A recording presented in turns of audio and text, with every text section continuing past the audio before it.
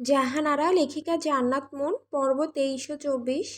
কেরানীগঞ্জ, ঢাকা। ইতিহাসের পাতায় এই নগরটি একটি মনোমুগ্ধকর ঐতিহাসিক স্থান। বুড়িগঙ্গার ওপারে বিস্তৃত কেরানীগঞ্জ শহরের এত কাছে হয়েও এখানে এখনও টিকে আছে গ্রাম্য শান্তি। চারিদিকে নদী, খাল, চর আর সবুজ মাঠের সমাহার। শরৎ আসলেই কেরানীগঞ্জ যেন নতুন পোশাক পরে। আকাশ থেকে ধবধবে নীল সাদা তুলোর মতো মেঘ ভেসে বেড়ায় নদীর ওপর দিয়ে। ভোরবেলা বাতাসে থাকে হালকা ঠান্ডা, শিশিরে ভেজা ঘাসে হাঁটলে পা ভিজে যায়। সেই ঠান্ডা বাতাসে ভিজে ওঠে নদীর চারপাশ। দাঁড় টানতে টানতে মাঝিদের কপালে শিশির জমে। তবুও তাদের মুখে ক্লান্তি নেই, কারণ এটাই তাদের প্রতিদিনের জীবন। ঘাটের পাশে তখন থেকেই ব্যস্ততা শুরু। কেউ মাছ নিয়ে আসে বাজারে, তো কেউ কারো হাতে শাকসবজি ভর্তি ঝুড়ি। পানিতে দাঁড় টানার শব্দ, ওই দাও ধরো, সাবধানে নামো, এমন ডাকাডাকিতে মুখর নদীর পার। কিছু নৌকা আবার নদী পাড়ি দিয়ে ঢাকার দিকে রওনা দিচ্ছে। তাতে থাকে গ্রামের মানুষ। কেউ কাজে যাবে, কেউ পড়তে, কেউ বাজারে যাবে। এক একটা নৌকা ভর্তি মানুষ নিয়ে বুড়িগঙ্গার বুক চিরে চলে যায়। দূর থেকে তাদের গলার হাঁক শোনা যায়, যেন ভোরের প্রথম প্রহরে বুড়িগঙ্গা হয়ে ওঠে এক বিশাল জীবন্ত বাজার, যেখানে নদী পথ আর নৌকায় ভরসা। আর এই অপরূপ প্রাকৃতিক সৌন্দর্যে ঘেরা গ্রামটাই হলো আমার মাতৃভূমি। এবার এসএসসি পরীক্ষাতে জয়ী। প্রতিদিনের মতোই আজও তার কিছু সহপাঠীদের নিয়ে নদীর ঘাটে হাজির। গন্তব্য নদীর ওই পারে গণিত স্যারের বাড়ি। সপ্তাহে 4 দিন সকাল 9টায় বকুল স্যার ছাত্রছাত্রীদের গণিত পড়ান। নদীর ওপারে যেতে সময় লাগে আধা ঘন্টা, কিন্তু আজ ঘাটে আসতে 10 মিনিট লেট হয়ে গেছে তাদের। ঘাটে প্রতিদিন নৌকা নিয়ে বসে থাকেন হারুন কাকা। তিনি মূলত তাদেরকে প্রতিদিন ওই পারে নিয়ে যান।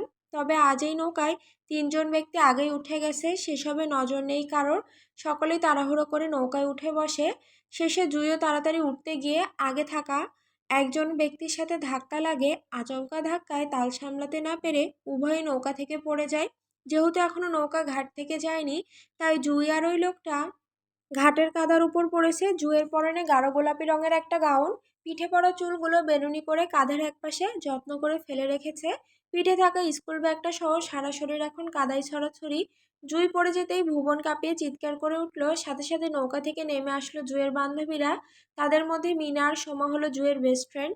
দুজন জুইকে দুহাত ধরে দাঁড় করালো। কিরে মাইয়া, পইরা গেলি কেমনে?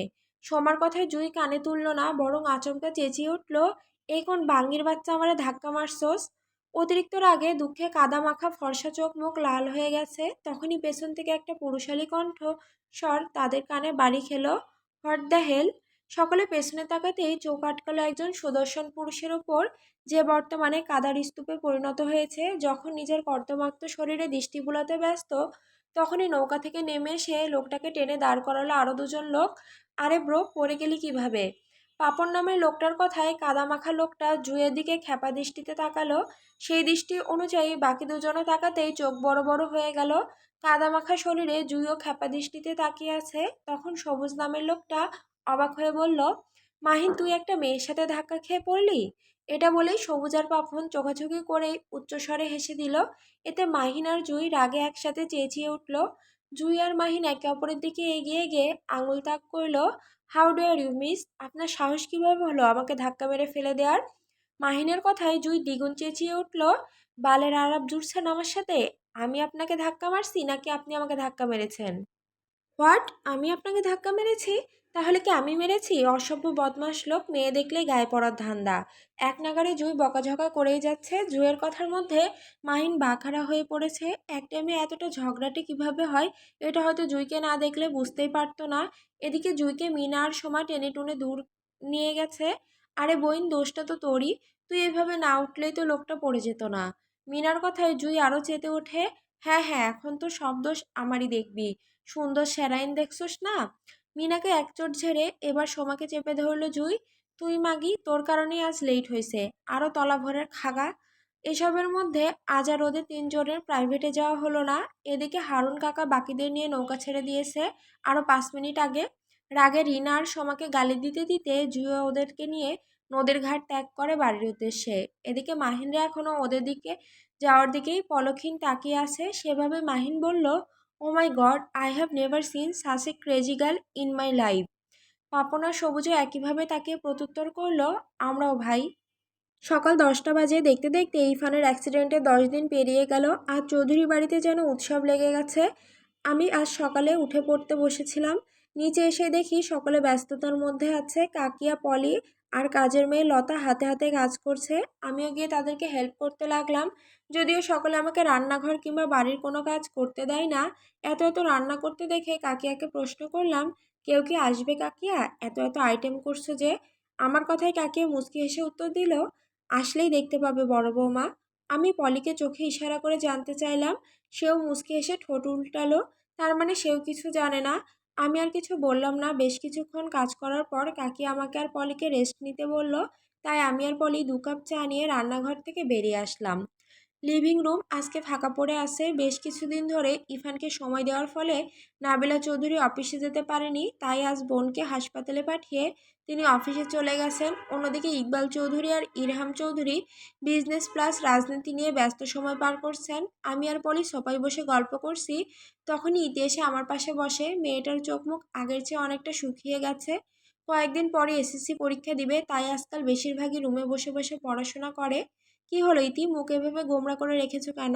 আমার কথায় মেয়েটা আমার কোমর জড়িয়ে ধরল। ভাবিজান, পড়ালেখা বিষয়টা ভীষণ কঠিন। আমার পড়তে একটুও ভালো লাগে না। তাহলে একমাত্র ননদনীকে বিয়ে দিয়ে দিই, কি বলো জাহানারা ভাবি? পলির হেয়ালিতে লজ্জায় নাক মুখ লাল হয়ে গেছে ইতির। নাজুকতা নিয়ে উত্তর করল, ইস, তোমরা খালি বলতেই জানো, কাজের কাজ করতে আর পারো না। না হলে তো আমিও পড়ালেখা ছেড়ে ডেক মাস্টারি করতাম। ইতির কথায় আমরা হেসে দিলাম।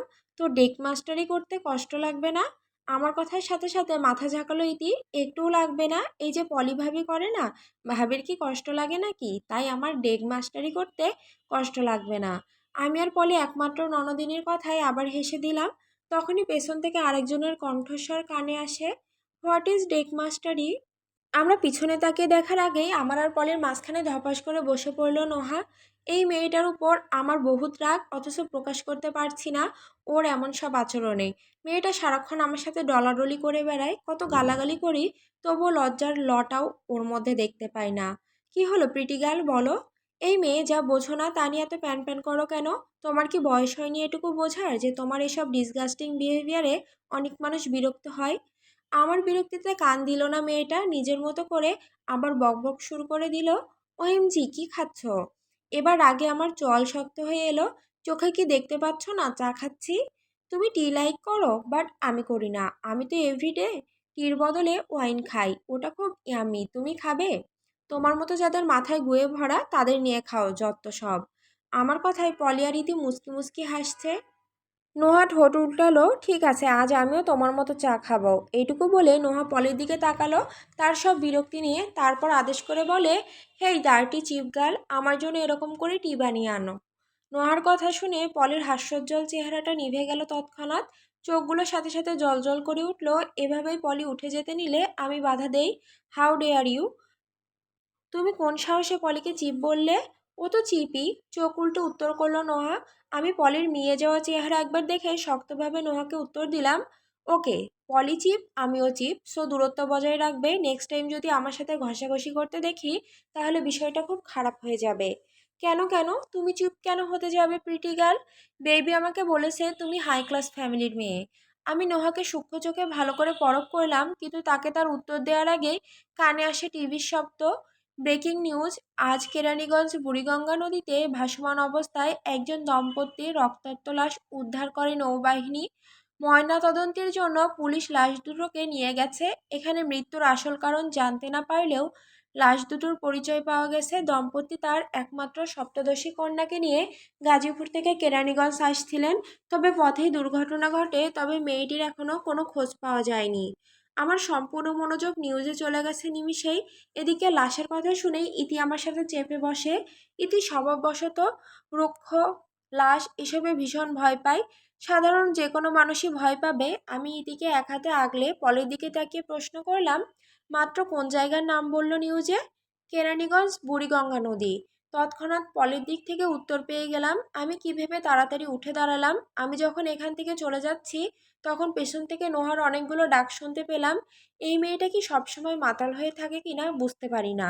না হলে এত ভয়ঙ্কর একটা নিউজ দেখলাম অন্তত একটু ঘাবড়ে যাবে, তা কিছুই তার মধ্যে নেই। সে তো এখনো চা অবধি পড়ে আছে, একেবারে পাক্কা মাতাল প্লে গার্ল। আমি রুমে এসে বাড়িতে কল করলাম, সাথে সাথে কল রিসিভ করে অপর প্রান্ত থেকে জুয়ের গলা ভেসে আসে, আপনি কেমন আছো? ভালো, তুই কেমন আছিস? অনেক ভালো আছি, শুধু তোমাকে একটু মিস করছি, কবে বাড়ি আসবে বলো? এই তো দেখি কবে আসা যায়। আর এই সময় তুই কল ধরলি কেন? আজ কি প্রাইভেট নেই? ছিল তো, নদীর ঘাট পর্যন্ত গিয়েও ছিলাম, কিন্তু আমি জুয়ের মুখের কথা কেড়ে নিলাম, কিন্তু কি? তারপর অচেনা লোকটাকে বকতে বকতে সকালের সব ঘটনা খুলে বলল আমাকে। আমি আর এই নিয়ে কিছু বললাম না, বরং ভালোভাবে চলাফেরার জন্য কিছু অ্যাডভাইস দিলাম। নিউজ তো দেখেছিস নিশ্চয়ই, সাবধানে থাকবি বুঝলি। একদমই এদিক সেদিক টই টই করে বেড়াবি না। একবার কানে এরকম খবর আসলে ভাইয়াকে জানিয়ে দিব, মনে রাখিস। জুয়ের সাথে কথা বলে আম্মুর সাথে আরও কিছু সময় ভালো মন্দ খোঁজ খবর নিয়ে ফোন কেটে দিলাম। তারপর একা বসে বসে আনমনে এটা সেটা ভাবতে লাগলাম। আসরের নামাজ পড়ে ফোন টিপতে থাকলাম। আজকাল সব কিছু বোরিং লাগে না, এভাবে এখানে আর থাকা সম্ভব নয়। তাই আজ সিদ্ধান্ত নিয়েই নিলাম, কাল পরশু বাপের বাড়ি যাব কেরানীগঞ্জ। এমনিতেও ইকবাল চৌধুরী কয়েকদিন আগে বাড়িতে আব্বু আর ভাইয়ের সাথে কথা বলেছেন। আব্বু তেমন কিছু না বলেও ভাইয়া বলেছে আমাকে কয়েকদিনের জন্য নিয়ে যাবে। আমি যখন বাড়ির কথা ভাবতে মগ্ন, তখনই বাইরে থেকে চেঁচামেচির আওয়াজ কানে আসে। আমি চোখ বন্ধ করে নিজেকে স্থির করে নিলাম, তারপর ফোনটা বিছানায় রেখে রুম থেকে বেরিয়ে গেলাম। আজ আর নিচে নামতে ইচ্ছে করছে না, তাই রেলিং ধরে লিভিং রুমে দৃষ্টিপাত করলাম। এই মুহূর্তে চৌধুরী বাড়ির সকলেই সেখানে উপস্থিত। দাদি আর কাকিয়ার কান্নার আওয়াজ শোনা যাচ্ছে। তখনই চোখ আটকায় নুলক চৌধুরীর পাশে পঙ্কজকে হুইল চেয়ারে এমন অবস্থায় দেখে। এই চরিত্র খারাপ লুচ্চাটাকে হাত পা ভাঙা অবস্থায় দেখে হাসি পেয়ে গেল। আমিও ঠোঁট কামড়ে হাসতে থাকলাম। তখনই চোখ আটকায় নুলক চৌধুরীর তীক্ষ্ণ চাহনিতে। কিছুক্ষণ একে অপরের দিকে তাকিয়ে থেকে চোখ সরিয়ে নিলাম। তখনই আবার সদর দরজা দিয়ে ইনান খন্দকার মানে ইরফানের বিয়ে প্রবেশ করে। সাথে সাথে মাথায় আসে, তাহলে কি আজ ইরফানকে হসপিটাল থেকে বাড়ি নিয়ে আসা হয়েছে? ভেবেই ত্বরাক গতিতে আরেক পাশে তাকাতেই চোখ পড়ে কাঙ্ক্ষিত মানুষটার উপর। সে আগে থেকে আমাকে দেখছে, তার ঠোঁটের কোণে লেগে আছে সেই চিরসেনা কুটিল হাসির রেখা। আমার সাথে চোখাচোখি হতেই চোখ টিপ মেরে ঠোঁট গোল করে চুম্মা দেখালো। তার এমন কাজে আমার ঠোঁটের কোণের হাসিটা আরো প্রশস্ত হলো। কালো শার্ট পরে আছে, সামনে 3টা বোতাম খোলা, তাতে বুকের ভেতরে বড়সড় পশমগুলো দৃশ্যমান। যদিও আগে বুকে এগুলো ছিল না, হয়তো এই কয়দিনে গজিয়েছে। শার্টের হাতা কনুই পর্যন্ত তোলা, হাত পা ছড়িয়ে সোফায় গা ছেড়ে বসে আছে। ইরফানের কপালে হাতের অনেক অংশে ছোট ছোট ব্যান্ডেজ করা। শরীরের এমন অবস্থাতেও যে নির্লজ্জতা ছাড়ে না, আমার মনে হয় মরার সময় ছাড়বে না। সে এখনো সকলের দৃষ্টির আড়ালে আমার দিকে তাকিয়ে ঠোঁট বাঁকিয়ে হাসছে। আমিও হেসে তাকে মিডল ফিঙ্গার দেখালাম। তাতে সে আরও ঠোঁট বাঁকালো, জিহ্বা দিয়ে ঠোঁট ভিজিয়ে 2 আঙুল দিয়ে কপালে স্লাইড করলো। তারপর সবার আড়ালে বাঁকা হেসে ঘাড় কাত করে সেও মিডল ফিঙ্গার দেখালো। শেষে নিঃশব্দে ঠোঁট নাড়িয়ে বোঝালো, ফাক ইউ ঝাঁঝালি। আমি জোর করে হাসি দিয়ে রাগে ফুঁসতে ফুঁসতে আবার নিজের রুমে চলে গেলাম। তবে যাওয়ার সময় সদর দরজায় কলিং বেল বাজার শব্দ কানে আসে। এতদিন পর চৌধুরী বাড়ির 2 সদস্যকে কাছে পেয়ে দাদি আর কাকিয়া আবেগপ্লুত হয়ে কেঁদে ফেলেছেন। ইরফানের অবস্থা এতটাই খারাপ ছিল যে ডাক্তাররাও আশা ছেড়ে দিয়েছিল। তারপরে যে এত তাড়াতাড়ি ও সুস্থ হয়ে বাড়ি ফিরবে তা হয়তো কেউ কল্পনাও করতে পারেনি। আমি নিজ রুমে চলে যেতেই সদর দরজায় কলিং বেল বেজে ওঠে। কাজের মেয়ে লতা দরজা খুলে দিতে প্রবেশ করে একজন লোক। লোকটা ফর্মাল ড্রেস আপে, দেখতে ভীষণ সুন্দর লাগছে। 2 হাতে দুটো ট্রলি ব্যাগ নিয়ে অ্যাটিটিউডের সাথে লোকটা কিছুটা ভেতরে হেঁটে এলো। এখনো সকলে ইরফানদেরকে নিয়ে ব্যস্ত, তাই কে আসলো সেদিকে কারো খেয়াল নেই। লোকটা এক হাতের সাহায্যে চোখের সানগ্লাসটা খুলে সকলের উপর একবার দৃষ্টিপাত করে অতঃপর ঠোঁট প্রসারিত করে মুচকি হেসে সকলের উদ্দেশ্যে বাক্য ছাড়ে, hey guys, I am back. অতি পরিচিত কণ্ঠস্বর কানে আসতেই সকলে সদর দরজার দিকে চোখ রাখলো। অনেকদিন পর আপনজনকে দেখে সকলের মুখে হাসি ফুটে উঠেছে। যদিও প্রথমে অবাক হয়েছিল কিছুটা। কেউ কিছু বলার আগেই মনিরা বেগম এক ছোট ছেলের বুকের উপর হামলে পড়ে। ছেলেও অনেকদিন পর মাকে কাছ থেকে দেখতে পেয়ে 2 হাতে আগলে নেয়। অত্যধিক আনন্দে কাকিয়ার চোখ টলমল করছে। ভেজা গলায় ছেলেকে ধমকাতে লাগলেন, পাজি ছেলে, মার কথা কখনো ভাবিস না। তুই আসবি বলে সকাল থেকে কত কি রান্না করলাম, কিন্তু তোর দেখা মিলল না। আমি তো ভেবেই নিয়েছিলাম এবারও মিথ্যা আশা দিয়েছিস।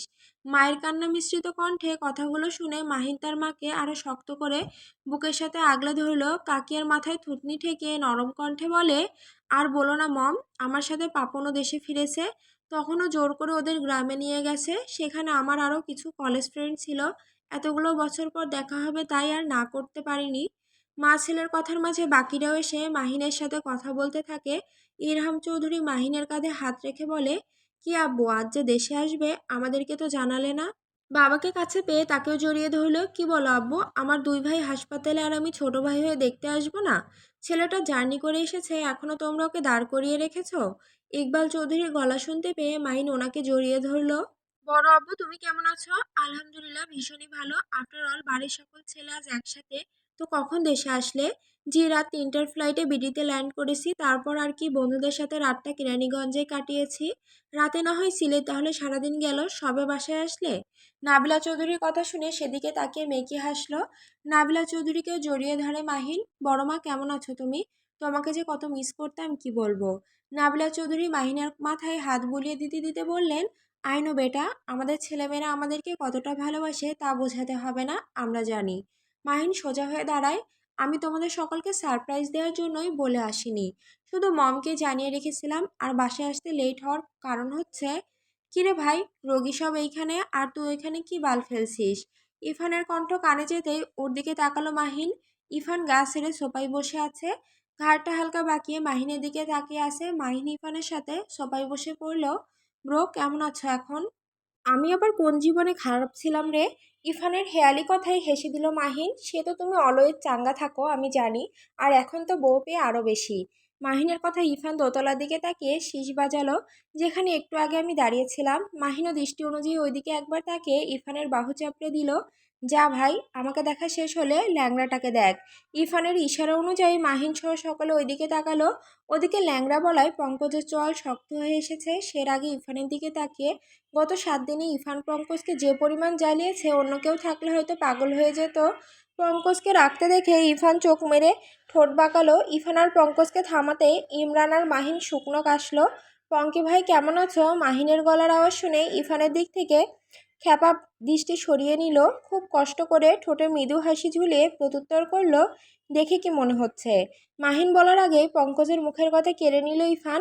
দেখে তো মনে হচ্ছে তোর টুক্কুরুক্কু ভাই আর দাঁড়াতে পারবে না। ইরফানের বাক্যটা যেন আগুনে ঘি ঢালার মতো পঙ্কজের শরীরে লাগলো। পঙ্কজ রাগে মুখ খুলতে যাবে, তখনই আবার মাহিন আর ইমরান কেসে কথা ঘোরাতে অন্য আলাপ শুরু করে দিল। ইরফানের কথায় বড়দের মধ্যে কোনো ভাবান্তর দেখা দিল না। সকলে জানে ইরফান যে কত বড় ঠোঁটকাটা নির্লজ্জ পাবলিক।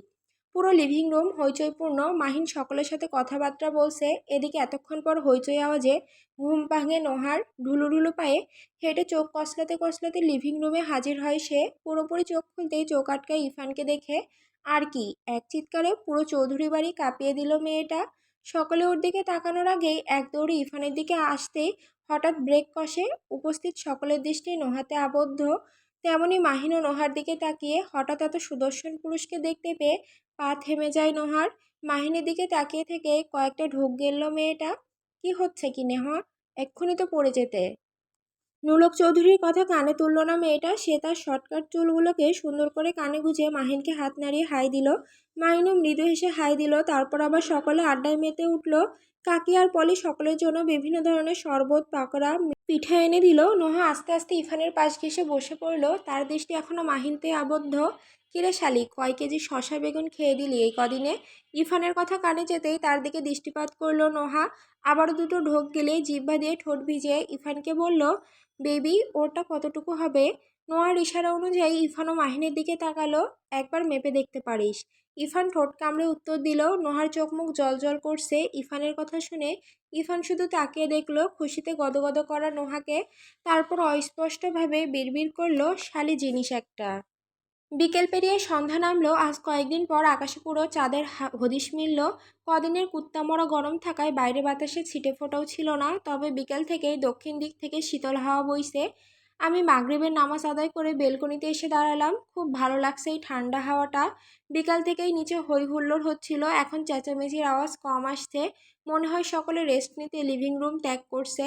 ধরনী সম্পূর্ণ আঁধারে তলিয়ে গেছে। বিশাল বড় বড় দালানগুলোর প্রতিটি ইউনিটে আলো ঝলমল করছে। ব্যস্ত ঢাকা শহর ইলেকট্রিক্যাল বিদ্যুতে আলোকপূর্ণ হয়ে উঠেছে। হঠাৎ দমকা হওয়ার পরম আবেশে চোখ দুটো বন্ধ করে জোরে জোরে শ্বাস নিতে থাকলাম। জোড়ো হাওয়ার আমার সামনে ছোট ছোট বারবি চুলগুলো আর শাড়ির আঁচলটা উঠছে। আমি গভীর ভাবনায় হারিয়ে যেতে থাকলাম। তখনই ইরফানের কর্কশ কণ্ঠ কানে এসে প্রতিধ্বনিত হয়, ঝাঁঝওয়ালির ঝাঁঝ বেড়েছে, ঠান্ডা হবে কিসে, অনেক ভেবে ফার্মেসি থেকে কন্ডম নিয়ে এসেছি সাথে। আস্তে আস্তে দুর্বল শরীরটাকে টেনে নিজের রুমের দিকে আসছে ইরফান। তাকে ধরে রুমে নিয়ে আসার জন্য সবাই বললেও কারো কথায় কানে তোলেনি। তার মতে তাকে রুমে কেউ কেন দিয়ে যাবে, সে কি পঙ্কির মতো ল্যাংড়া নাকি? এখন সে না পারলেও কারো হেল্প নেবে না, এতে তার প্রেস্টিজে লাগবে। অবশেষে নিজের রুমের সামনে এসে থামলো লোকটা। ইদানিং কোনো পুরুষ বাসায় বেশি থাকে না, তাই ঘুমানোর আগ পর্যন্ত দরজা খুলে রাখি। দরজার সামনে আসতেই ইরফানের ঠোঁটের কোণে শয়তানি হাসিটা ফুটে উঠল। ওসব উল্টোপাল্টা বকে বকে দরজায় মৃদু ধাক্কা দিতেই খুলে যায়। রুমে দৃষ্টিপাত করতেই দেখতে পায় সারা রুম অন্ধকারাচ্ছন্ন। সে ভেবেছিল আমি হয়তো রুমেই, তাই তার এইসব নোংরা কবিতা বলতে বলতে দরজা খোলে। তবে পুরো রুম অন্ধকার থাকায় হাসি মুখটা কঠিন হয়ে গেল। সে বিরক্তি নিয়ে লাইট অন করতেই সারা ঘর আলোকিত হয়ে পড়ে। রুমের সকল কোণায় একবার চোখ বুলিয়ে দেখে, অতঃপর আমাকে না দেখতে পেরে বোঝার বাকি থাকেনি আমি কোথায় থাকতে পারি। হাত চালিয়ে সে তার পরনের কালো শার্টের বাকি বোতামগুলো খুলে শার্টটাকে বিছানায় অযত্নে ছুঁড়ে ফেলে দেয়। তারপর নিঃশব্দে বেলকনিতে গিয়ে পেছন থেকে আমাকে সংবেদনশীল স্পর্শে জড়িয়ে ধরে। আমি আগে থেকে এটার জন্য প্রস্তুত ছিলাম। এ যে কত বড় নির্লজ্জ তা আমার আর বোঝার বাকি নেই। এর মুখে হাজারবার ঝাড়ু মারলেও সে আমার গু খেতেই আসবে। লোকটার শরীর থেকে অতি পরিচিত ক্লোনের গন্ধ বারবার নাকে এসে বাড়ি খাচ্ছে। আমি বিরক্তিতে নাক মুখ কুঁচকে ফেললাম। রাগে কটমট করে মুখ খোলার আগেই ইরফানের মাদকীয় কণ্ঠধ্বনি কানে আসে। বুলবুলি।